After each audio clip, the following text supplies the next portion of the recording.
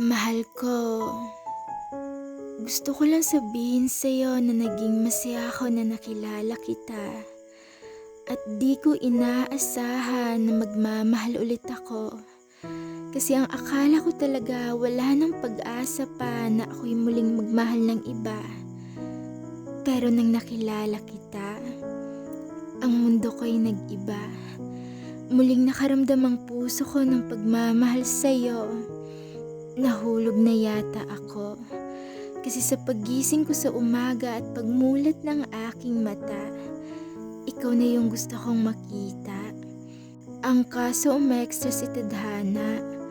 Kasi sa pagkakataong nahulog na ako, sa pagkakataong napamahal na ang puso ko sa'yo ay dun ka pa nawala. Dun ka pa aalis ng bigla-bigla. Nasanay kasi ako na nandyan ka. Kaya eto, di ko alam ang gagawin ko dahil wala ka na sa tabi ko. Nasanay kasi ako na palagi tayong magkasama sa kung saan man ako magpunta. Nasanay kasi ako na nasisilayan ng ngiti mo. Pero ngayon kahit anino mo ay di ko na nasisilayan pa. Kasi ang layo ng distansya nating dalawa. Ang layo natin sa isa't isa. Yung pakiramdam na namimiss kita. Kaya iniisip ko na lang alaala na magkasama tayong dalawa. At iniisip ko na sana tayo ay muling magkita. Na sana balang araw ay mayakap kita. At masabi ko man lang sa'yo na mahal kita.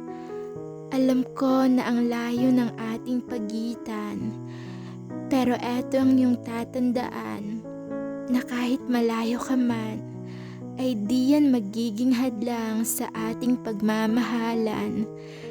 Di yan dahilan para ikaw ay aking iwan, at di yan dahilan para di kita ipaglaban. Mahal ko, distansya lang yan. At kahit alam ko na tayo ay nahihirapan, pero sana walang susuko sa ating pag-iibigan. Magkasama tayo sa walang hanggan. Kasi kahit na malayo ka man, ay di ko makakalimutan ang ating pagmamahalan. Lagi mong tatandaan na distansya lang yan. At lagi mong tatandaan na walang sino man ang makakasira sa ating pagmamahalan. Mahal kita. Mahal na mahal kita. Kahit sobrang layo natin sa isa't isa.